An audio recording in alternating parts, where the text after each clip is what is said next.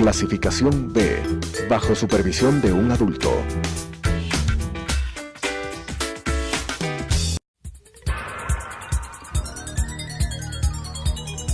Las opiniones vertidas en este espacio por la producción y dirección del programa son de exclusiva responsabilidad de sus autores y de quienes intervienen en ellos.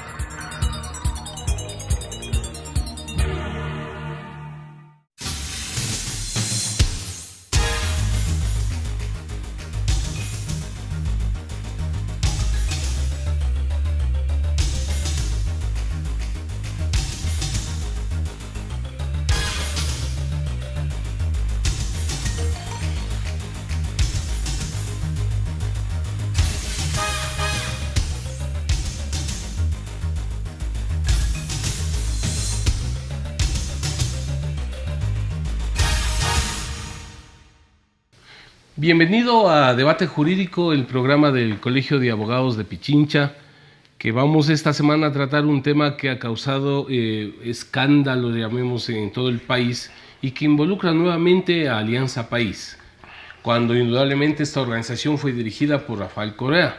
Investigación periodística que se ha hecho público está a cargo de Fernando Villavicencio y Cristian Zurita, denominada Odebrecht y otras multinacionales pusieron presidente en Ecuador. Esto ha provocado que una ex jueza de la Corte Constitucional termine con prisión preventiva. A este caso más se lo está conociendo como Arroz Verde 502. Y queremos, en nombre del Colegio de Abogados, agradecerle al doctor Miguel Ángel Angulo. Él es abogado penalista y es catedrático universitario. Gracias, Miguel, por haber aceptado nuestra invitación. Muchas gracias, Ángel, y un saludo a todos los televidentes. Gracias. A ver, esta receta de arroz verde es el nombre de un informe que en febrero del 2014 recibió la asesora de Rafael Correa, Pamela Martínez, ex vicepresidenta de la anterior Corte Constitucional. Para los penalistas de esta información, ¿qué les trae? ¿Hay un delito? ¿Qué sucede? Bueno, este informe se desarrolló en donde se puede evidenciar que existió un ingreso de dineros con el propósito del financiamiento de la campaña, específicamente del 2014, tanto de la campaña presidencial como de la campaña de otras dignidades o autoridades dentro del país. Lo que revela este informe a partir del 2014 y todo su desarrollo es cómo estaba estructurado el manejo de este dinero, cómo ingresaba y por parte de qué personas jurídicas, en este caso empresas, ingresaban o eran dados estos aportes, quiénes eran las personas que solicitaban estos aportes y cómo eran distribuidos. Es decir, se manejó esto como una especie de organización empresarial, pero evidentemente con su tinte y orientado Pero sería al una organización, justo te iba a decir empresarial, cuando esto es público y notorio, pero aquí se manejó más bien tipo mafias. Claro, si lo comparamos es como el caso que se desarrolló en el Perú en torno al tema denominado lavallato, en donde se lavó dinero a través de empresas privadas que precisamente se dedicaban a lavar dinero. Digo que es una organización empresarial porque hoy en día, la delincuencia organizada en referencia a los delitos ejercidos por actividades empresariales o actividades económicas como tal, se manejan con una estructura de tipo empresarial legal. Evidentemente, pero los dineros provienen de formas o de actuaciones ilegales. Claro, si las empresas que entregan son multinacionales muy reconocidas. Claro, lo que pasa es que las empresas que entregan los dineros son constituidas legalmente en sus países. El problema es a quién entregan y por qué entregan. El problema radica en que, ¿por qué entregan? Es decir, ¿estaban autorizadas o no para entregar esos dineros? ¿Para qué? Y estas personas, ¿estaban o no autorizadas para receptar esos dineros y cómo los distribuían? En ese momento se torna de ilegal, porque las empresas pueden ser legales, ¿sí? Pero la cuestión delictiva radica en por qué se entrega el dinero y cómo se entrega, a quién se entrega y cómo distribuye. Miguel, en estos casos, ¿qué delitos se pueden configurar? Bueno, Fiscalía ya inició, de hecho, una instrucción fiscal en contra de la señora Pamela Martínez por estos delitos, por estos dineros entregados. Y básicamente los tipos penales que se están procesando es cohecho, tráfico de influencias, asociación ilícita, un posible lavado de activos y una delincuencia organizada, que son básicamente delitos de estructura económica en referencia a la vulneración de un bien jurídico. Pero el cohecho de no administración. tiene que ver con temas de dineros públicos. Sí, lo que pasa es que tiene que ver con el tema de manejo de funcionarios públicos como tal. Claro, para aclararnos de eso. Exacto, o sea, el dinero es de carácter, el dinero se entrega, se torna... Es privado, es de una empresa privada. Es privado, se torna de ilícito, pero también para la vinculación de ciertos delitos, como por ejemplo el cohecho, el tráfico de influencias o el lavado de activos, ya se debe considerar varios elementos y se debe considerar sobre todo cuáles son las personas intervinientes en el momento de la receptación del dinero y por qué la distribución del dinero y con qué finalidad, si estaban o no autorizados. Conocemos que, por ejemplo, en este caso, los dineros eran entregados para poder financiar una campaña electoral y sabemos todas las personas que estamos dentro del ámbito jurídico y del derecho, que las contribuciones a las campañas electorales pueden realizar las personas naturales, perdón. Así es. ¿Sí? En este caso no eran personas naturales, eran personas jurídicas. Y más aún, personas jurídicas que no tenían en su gran mayoría no residían o no tenían su domicilio aquí en el país. Ahí, Miguel, salta otra inquietud. Se habla de que estos aportes son alrededor de 11.6 millones. De un total de un compromiso proyectado de 14 millones. Esto se lo pasó por encima al Consejo Nacional Electoral porque, a ver, indudablemente como tú señalas, en las campañas electorales puede haber aportes de personas naturales, ¿no es cierto? Pero por esos montos, si el Consejo Nacional no se dio cuenta, no quiso darse cuenta, ¿o qué pasó? A ver, el Consejo Nacional Electoral normativamente debía tener o tiene la obligación de verificar y hacer un análisis respecto de los dineros utilizados en las diferentes campañas. Sabemos que el Consejo Nacional Electoral en el momento del 2014 y como toda la institucionalidad estatal en ese momento estaba, digamos que en cierta forma manejada por el poder de turno. Entonces, evidentemente en este caso, yo creo que hubo una verificación, no hubo una verificación respecto de los dineros utilizados. Pero ahora, el monto es el que alarma, Por supuesto. porque estamos hablando de 11.6 millones Claro, porque de en dólares. campañas los que conocemos, por ejemplo, tú como persona natural a tal campaña le quieres donar 50 banderas, 20 afiches, y eso indudablemente va en una rendición de cuentas que se hace ante el Consejo Nacional Electoral, pero 11 millones... Esto parte del caso específicamente en donde se vinculó a la empresa transnacional esta Odebrecht, que todos hemos conocido que corrompió un sinnúmero de países, tanto a personas naturales como personas jurídicas y personas de gobierno, es decir, políticos, a nivel latinoamericano. Esta empresa está procesada, está sancionada, sus representantes legales y sus dueños también estuvieron procesados porque hicieron una serie de delaciones, hicieron una serie de cooperaciones ante la justicia. Solo para tener en cuenta, en el caso de Brasil, por ejemplo, el señor Lula da Silva estaba procesado y sentenciado por un departamento de $186,000. En el caso de Perú, Ollanta Humala fue sancionado por presumiblemente que se le había adjudicado $3 millones. Imagínate. Acá estamos hablando de 11.6 millones de dólares. Entonces, hay que ver a ver, hay que separar entre el tema político, es decir, a mí me pudo agradar o no me pudo haber agradado el gobierno de Correa, ¿sí? Ahora se están dando estos fenómenos que antes no lo conocían, porque como nosotros sabemos, lo que se denunciaba con anterioridad, o se archivaba la denuncia, o se perseguía a las personas que denunciaban. Bueno, ahora ya no está sucediendo eso. Ahora se está dando una atención y se pone en consideración de la sociedad todo lo que estaba pasando. Pero ¿cuál es el trasfondo? O sea, es decir, ¿por qué unas empresas multinacionales con ese poder económico, ¿sí?, daban determinadas cantidades? No estamos hablando de $20, estamos hablando de cantidades como 50,000, por decirlo menos, porque claro, después hay cantidades como de 500,000, 250,000 dólares a personas determinadas que estaban o que eran afines al partido de Alianza País. No le dan por dar, es decir, había a cambio algo. Y claro, es que ese es el fondo. ¿Por qué? O sea, no es que yo voy y otorgo esto de gran amigo, sino hay un interés. Son empresas transnacionales. ¿A qué se dedican las empresas transnacionales? A realizar obras de carácter público, a realizar determinadas cuestiones en los estados en donde involucra bastante dinero. Entonces, claro, habría que ver quiénes entregaron, qué empresas entregaron, cuáles eran los contratos Y en esto sí tiene que tomar muy en cuenta Fiscalía, porque eso digo, una cosa es lo político y otra cosa es lo jurídico. Hay que tomar en cuenta, primerito, ¿qué empresas entregaron estos dineros? ¿Sí?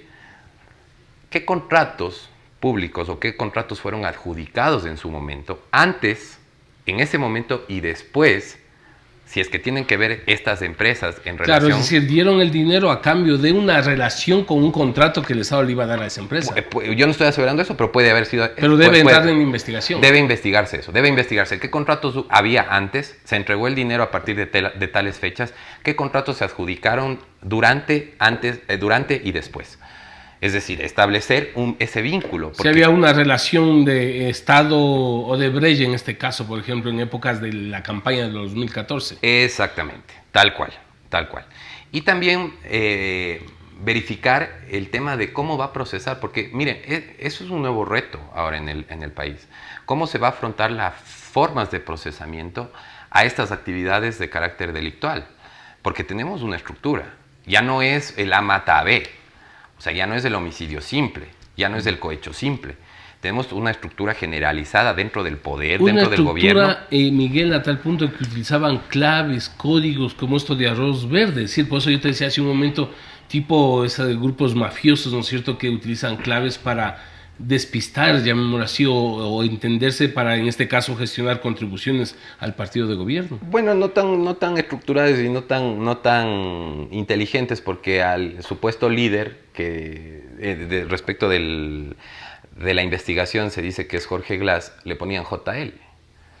Entonces no creo que a Walter Solís... Que tampoco eran tan... Claro, Walter Solís, que está también involucrado en el tema, le ponían WS. Entonces no es que son cuestiones inteligentes y que se pueda denominar como inteligencia... Y hablando entonces, Miguel, de otros nombres, lo que me llama la atención, y tú con tu experiencia, hoy ha sido detenida la doctora Martínez con fines investigativos. ¿No debería convocarse a los que están mencionados en este informe también, como María de los Ángeles Duarte, Alexis Mera, Viviana Bonilla, entre otros, para que también rindan su versión? Claro, debe existir aquí un respeto a los derechos de las personas que están siendo procesadas o que están siendo investigadas, y a los posibles intervinientes en este... Es decir, les llamarán en su momento. Les llamarán dentro de la investigación, ya sea como versionistas, o les vincularán a la investigación previa, o posteriormente... ¿Y si se van del país? Y es que ese es un problema que nosotros estamos viendo ahora desde el aspecto jurídico. Para contrarrestar, digamos, la huida de estas personas, se está dictando prisiones preventivas, ¿sí? Se dicta prisiones preventivas y se está llevando esta clase de pedidos sobre la prisión preventiva, y en cierta forma se está abusando del derecho, se está abusando del sistema punitivo. Por eso dije yo desde un inicio, o sea, a mí me puede agradar o no me puede agradar Rafael Correa, pero una cosa es llevar los procesos como son y respetar sus derechos y garantías. Ahora, en este caso, Pamela Martínez, a través de esta investigación que ya se puso a conocer, la cogieron y querían tomar un avión para irse a México. Me preocupa, ¿por qué estas denuncias o la ciudadanía conoce esto a través de periodistas, de medios digitales, y la Fiscalía no conocía nada de estas cosas? ¿O es que hoy tenemos una fiscal que quiere asumir la confrontación o la lucha contra la corrupción? Bueno, ahora yo creo que, como dijimos anteriormente igual, antes esto hubiese sido impensable. Es decir, a personas que antes en el periodo de Rafael Correa se trataba de investigar o se trataba de decir que estaba involucrado en un tema de corrupción, la denuncia en primer lugar se archivaba y después se procesaba a las personas que realizaban estas denuncias, ya sea por injurias o se cerraba canales de televisión. Era impensable. Bueno, ahora vemos con esta nueva fiscal que ya las noticias se están dando a la luz, que ya los procesos comienzan, por lo menos, que se comienzan a investigar. Vamos a seguir hablando de eso, Miguel, si nos permites, luego del corte comercial.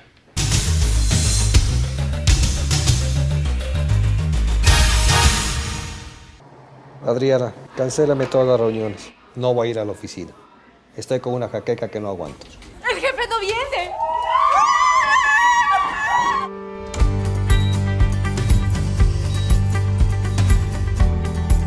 ¿Estás seguro? Salió bien. Muy bien. Bueno. Cuanto antes vayas a Ecuasanitas, más rápido te curas. la empresa de medicina prepagada que cuida de ti. Ecuasanitas. Es bueno estar sano.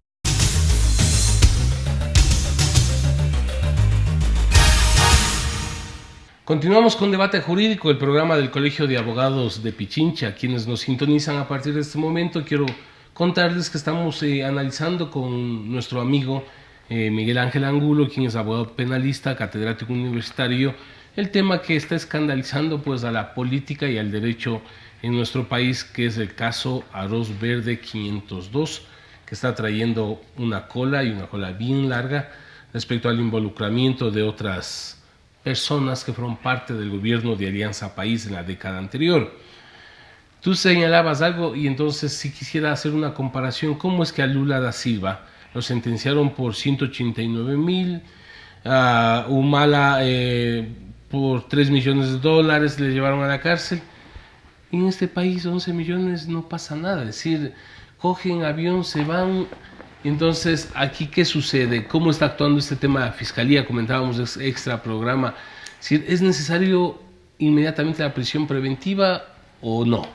A ver, aquí hay que demarcar dos cosas.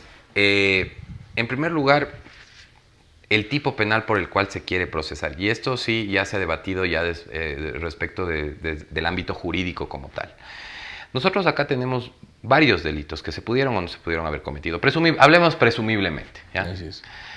Entre ellos, existe delitos con una pena bastante menor a los delitos como, por ejemplo, de lavado de activos o peculado, ¿sí? Esos son delitos específicamente de resultado como tal. El tráfico de influencias o la organización criminal son delitos de peligro, en donde si se evidencia ya que se cometió un lavado de activos, no se puede procesar pues por el tráfico de influencias, porque el tráfico de influencias es la organización o la organización criminal es la agrupación de personas para que cometan un delito, ¿verdad? Esta forma o este delito, este tipo penal está reprimido con prisión de 5 a 7 años y el otro me parece que es de 7 a 10, no estoy seguro, ¿sí? Pero existe el delito de lavado de activos o peculado que tienen penas mucho más fuertes. Pero ese es el delito fin, ese es el delito de resultado. Me explico. Yo me asocio para delinquir, ¿sí? Si no cometo el delito como tal y se comprueba esa asociación y que esa asociación tenía la finalidad de realizar un delito, evidentemente voy a ser procesado por la asociación. Pero si a través de la investigación se comprueba de que yo a través de esa asociación lavé activos, realicé un peculado, maté a una persona, no me van a procesar pues por la asociación ilícita. Me tienen que procesar por el delito fin, por el delito de resultado como tal, ¿sí? Es decir, el delito de lavado de activos o el delito ¿Qué es lo que no pasó con el ex vicepresidente de la República? A él le sentenciaron por eso, a él le sentenciaron por una asociación ilícita. ¿Cuándo se lo podía sentenciar por lavado de activos? Evidentemente, si es que dentro del proceso se comprobaba que existía lavado de activos, tenía que ser procesado y condenado por lavado de activos. En este caso, las empresas daban dinero, ¿no es cierto? Eso es lo que se ha establecido, que se daba dinero para financiar una campaña y que existía personas determinadas en que solicitaban el dinero, ¿sí? Y estas mismas personas, llegado el dinero, esos fondos eran administrados para sustentar las diferentes campañas. Que una de esas personas que solicitaba el dinero presumiblemente era Jorge Glass y era la persona que designaba a dónde iba el dinero.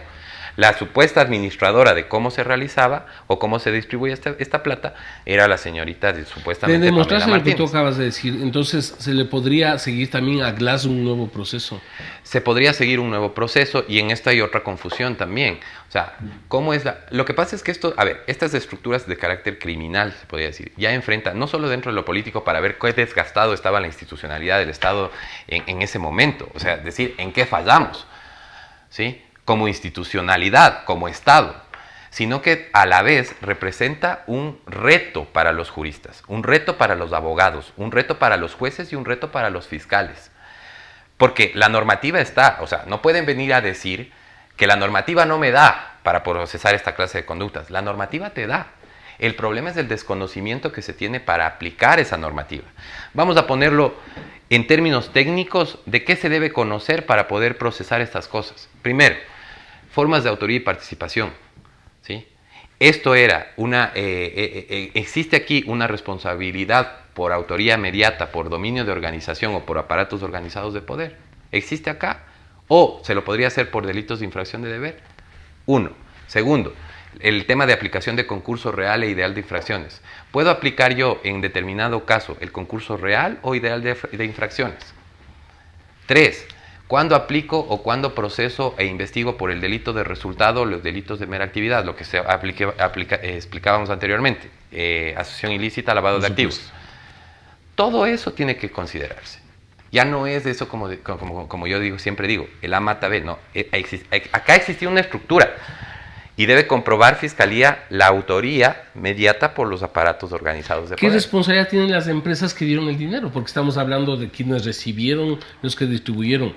Claro, se hace público, inclusive Odebrecht hizo público a través de José Santos la entrega. ¿Qué responsabilidad tienen? Porque algunas empresas, no siendo internacionales, tienen todavía en el Ecuador intereses, como por ejemplo el grupo Azul, Telconet, que ha sido nombrado. Es decir, ¿qué responsabilidad tienen ellos? A ver, acá el artículo 49 específicamente del Código Orgánico Integral Penal permite y da la apertura para que se pueda investigar, procesar y sancionar a las personas jurídicas. Yo no sé si estas empresas, estaba recordando cuáles son las empresas de carácter internacional que realizaron estas actividades en sus países, tipifican la responsabilidad penal de la persona jurídica. Pero acá sí existe. Acá sí existe la responsabilidad penal de la persona jurídica. Existe un debate entre académicos en donde dicen que el tipo penal debe determinar que pueda ser responsable una persona jurídica como tal. Hay otra posición, que es la posición mayoritaria y la que yo me adhiero, es que no existe esa normativa directa en donde determina que la responsabilidad penal de la persona jurídica debe constar en el tipo penal, sino que, como tenemos el artículo 49, puede sancionarse a una persona jurídica. En el presente caso, si es que se verifica y en la investigación se ve que la persona jurídica es responsable, puede sancionarse.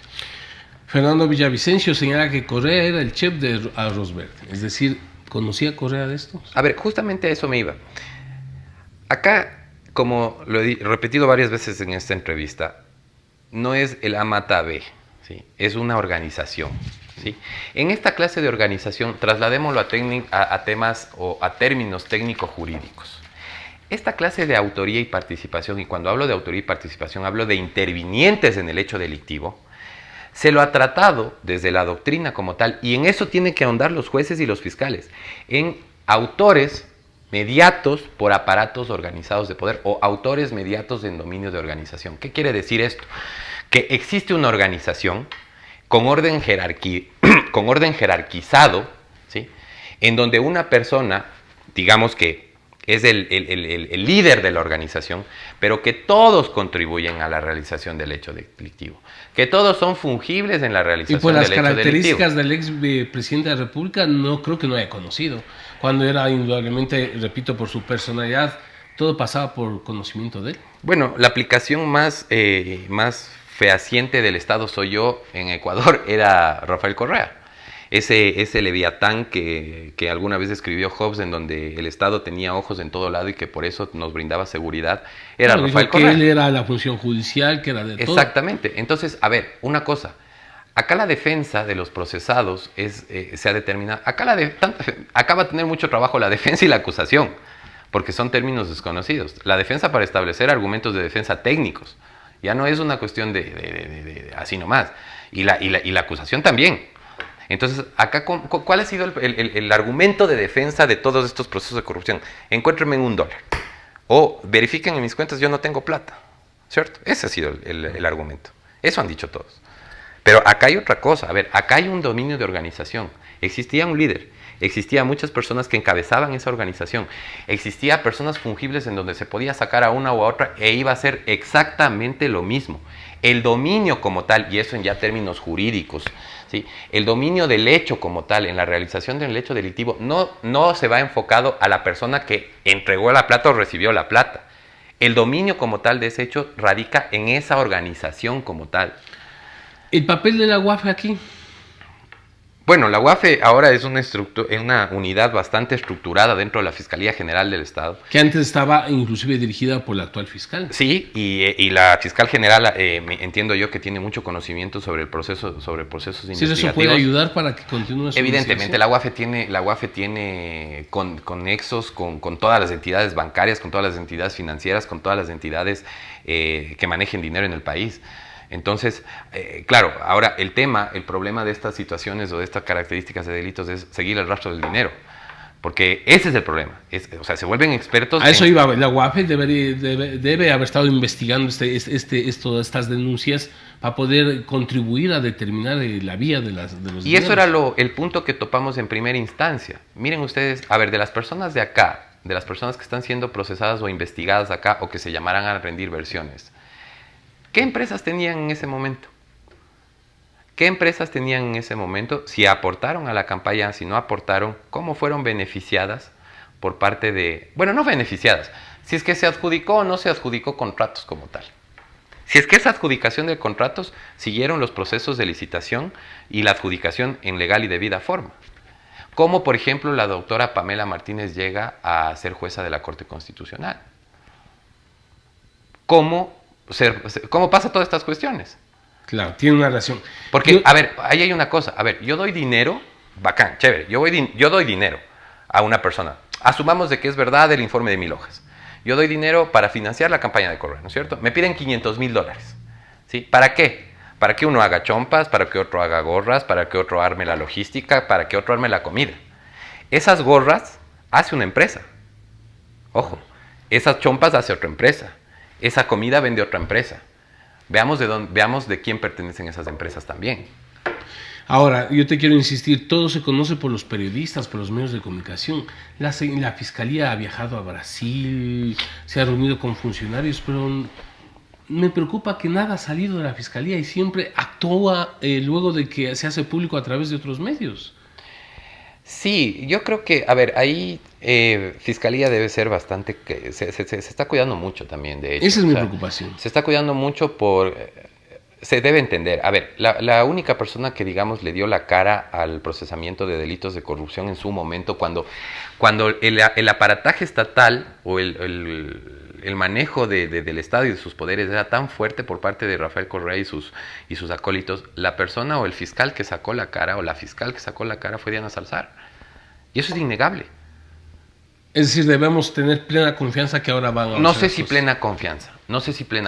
Porque las presiones, los poderes fácticos... Los poderes fácticos, las presiones, el hecho mismo de no querer... A ver, ella puede tener presión por parte de un ministerio, de otro ministerio, por parte de personas, decir, procese a tal persona, meta a la cárcel a tal persona. Y por esa misma presión social que existe muchas veces Fiscalía puede incurrir en una violación de derechos. Y eso es un error. ¿Sí? Eso es un error de Fiscalía, o podría ser un error de Fiscalía. Y otra cosa, no hay que asociar o no se puede convertir esto en una cacería de brujas. Es decir, lo que mucho en su momento se criticó, que era sobre expandir el poder punitivo, o sea, meter a las personas a la cárcel sin un fundamento argumentativo o sin una adecuada investigación, tampoco lo puede realizar en este momento Fiscalía. Entonces yo creo que Fiscalía está avanzando bien, pero lo que tiene que tener clarita la película es formas de imputación, los autores y partícipes, aplicación de estos conceptos, responsabilidad penal de la persona jurídica, seguir el rastro del dinero y sobre todo, si se evidencia la verificación de cometimiento de delitos de resultado como lavado de activos y como lo estábamos nombrando peculados, ir a esos delitos. ¿Me explico? O sea, los procesamientos y las investigaciones deben ir en torno a eso. Miguel, te queremos agradecer, el tiempo es muy corto, indudablemente nos has ilustrado con tu conocimiento en estos temas y ponemos a consideración de los televidentes. Muchas gracias. Muchas gracias. Las opiniones vertidas en este espacio por la producción y dirección del programa son de exclusiva responsabilidad de sus autores y de quienes intervienen en ellos.